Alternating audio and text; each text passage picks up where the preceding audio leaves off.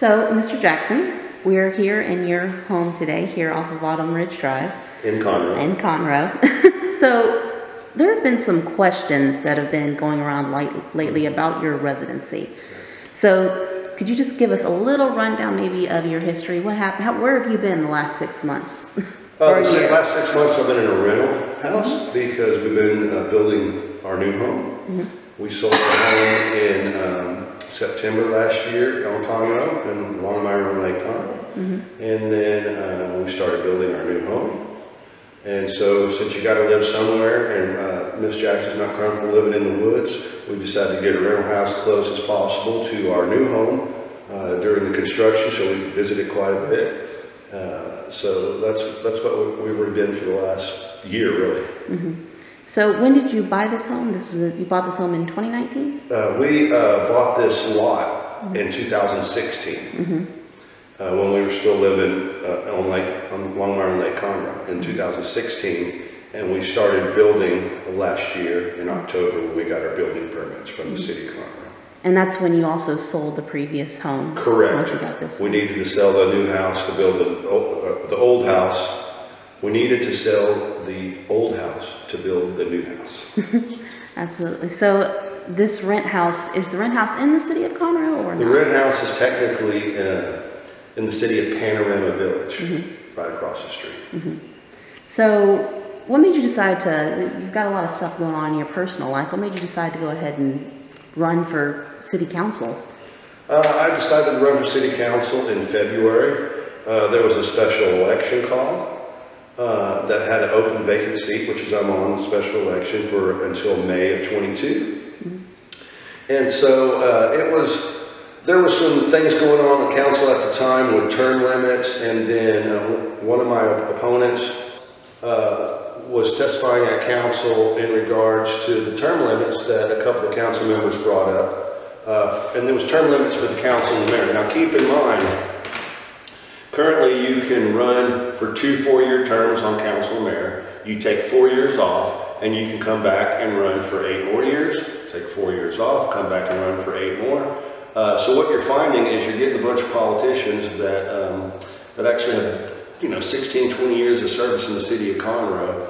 I think we can do better than that. And so my opponent was up there really berating and saying that they didn't know what they were doing because they're freshman councilmen. And we already have term limits. It's called an election. But term limits are really an American issue. They're not a city deal at all. I believe 83% of Republicans and 76% of Democrats want term limits for the national elections, and I don't think it should be any different here. When you have no term limits, you have these people claiming experience. Experience is what is needed, but all they do is just constantly work through the status quo, kick the can down the road so they can give their favors and their variances on the ordinance to your friends. And it doesn't benefit the citizens at all. In fact, it probably hurts the citizens because of their policies are horrible. Even though they claim they're policy experts because they've been in office, it's just not good for the city. What kind of term limits would you be interested in? I'm sorry, what kind of? What kind of term limits would you be interested in? Well, I would just say 2, 4, 8 years, and then if you want to take 4 off or 2 off and come back for mayor, I think that's reasonable. Serve 8 years as council, 8 years of mayor. I mean, there's 100,000 citizens in Conroe now. If we can't find good people to come up, but part of the reason why we don't find good people is exactly what we're here talking about today, right? It's a distraction. It's to take away from the positive message. Quite frankly, they know that Frank Jackson has a good message for Conroe, and they're trying to distort that message by spreading innuendos, spreading false rumors. Oh, I don't live in Conroe. Well, I'm committed to Conroe. I got an award from the Visitors Bureau in 2019 that says committed to Conroe because of the Texas Music designation of music-friendly community in Conroe that was designated in 2018. So it's just a distraction. How long have you lived in Conroe? Oh, I grew up here. I mean, well, technically I'm not from Conroe because I went to Oak Ridge High School, not Conroe High School, right? I mean, it's almost like people that have been here 20 years aren't from here anymore because they get alienated by the locals. But I went to Oak Ridge High School. I grew up behind Sleepy Hollow Road in Tammany. Graduated in '87, and I've lived in Los Angeles for a couple of years playing music, but I've been in Montgomery County my whole life. I moved up here when my wife and I got married in 2010. At the time, we were still in the county. We weren't even in the city. But ironically, my opponent, that was a councilwoman, was on council in 2012 when my neighborhood was annexed. So, I was a resident then and I'm a resident now.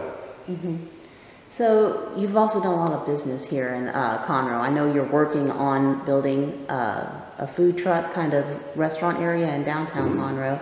So you stated in your campaign that you want to make it a business-friendly area. Correct. So what do you think are inhibitors to business growth here in the city of Conroe? Okay.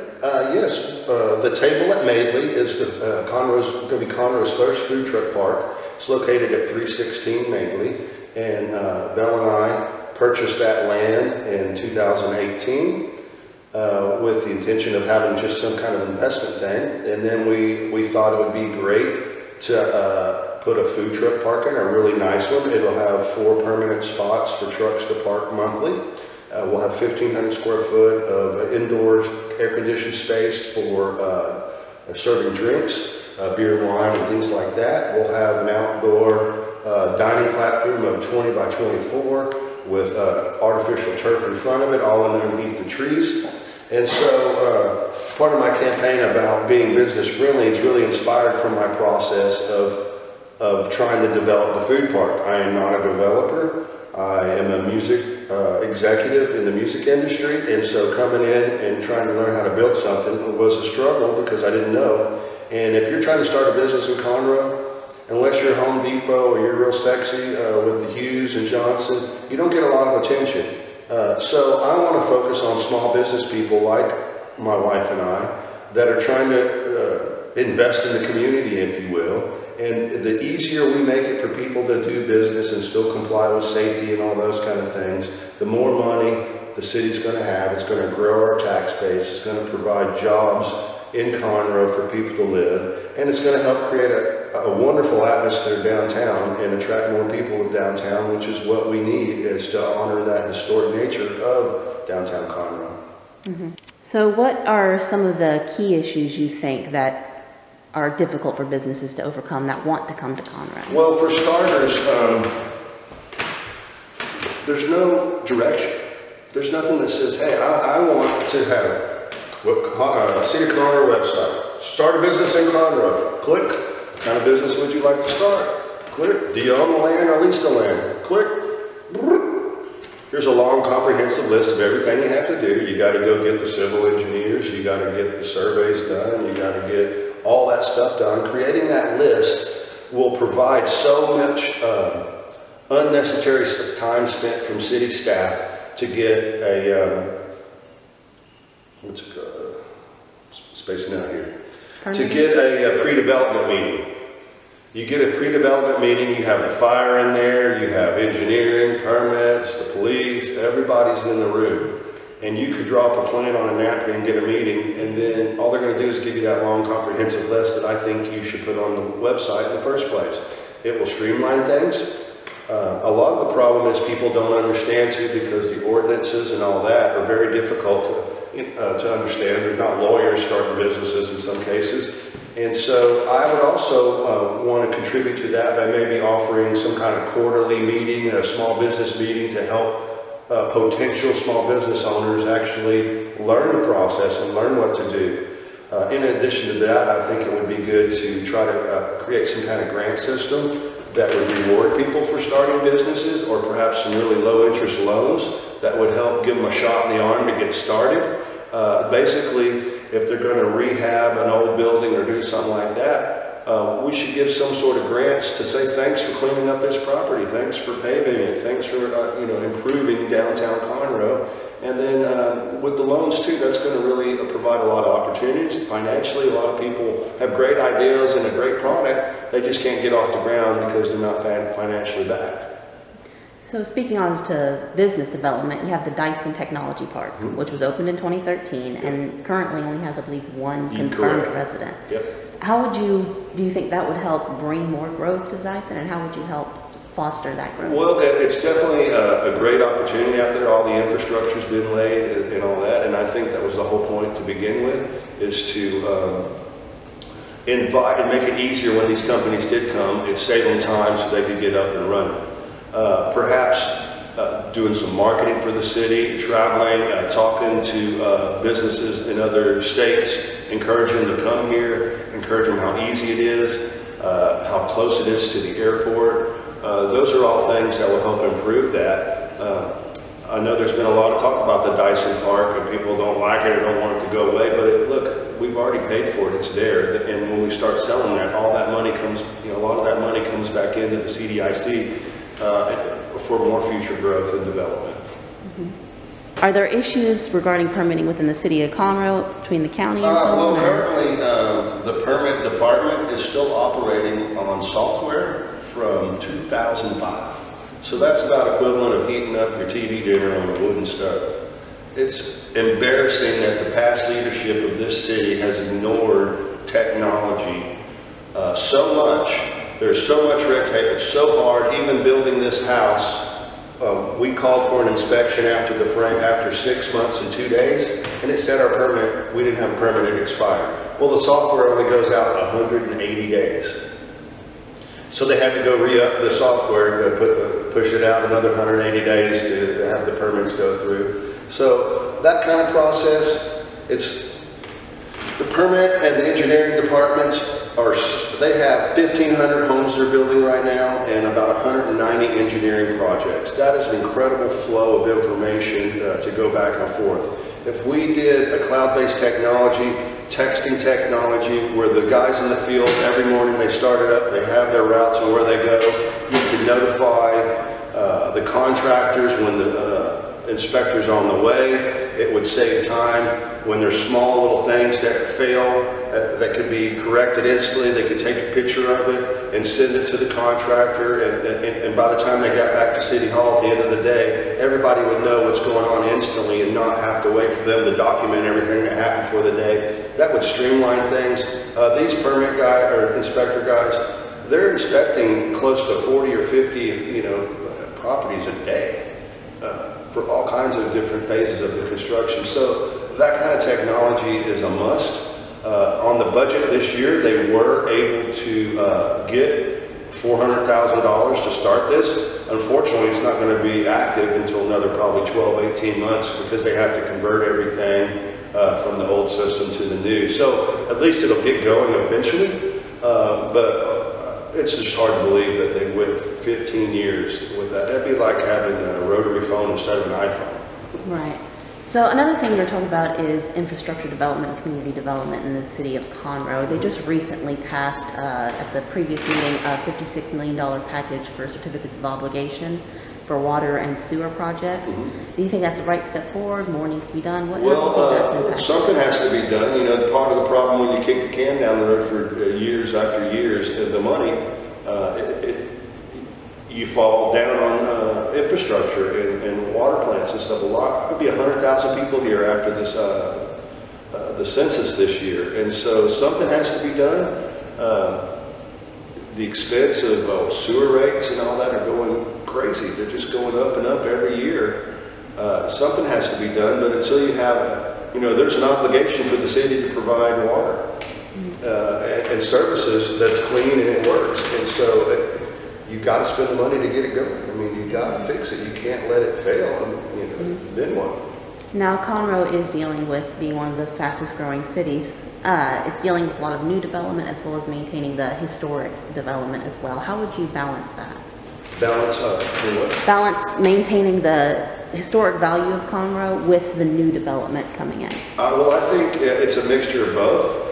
We have a historic downtown in Conroe. It's not a movie set like Market Street. It's a real historic downtown, and so I think we need to preserve the historic parts of downtown, as well as some of the neighborhoods up north and around in Dugan and places like that are primed for redevelopment and helping bring it back to the authentic look that it had before and providing opportunities there. I also think downtown needs a Class A business building that would make it easier for lawyers to do business in a building with technology.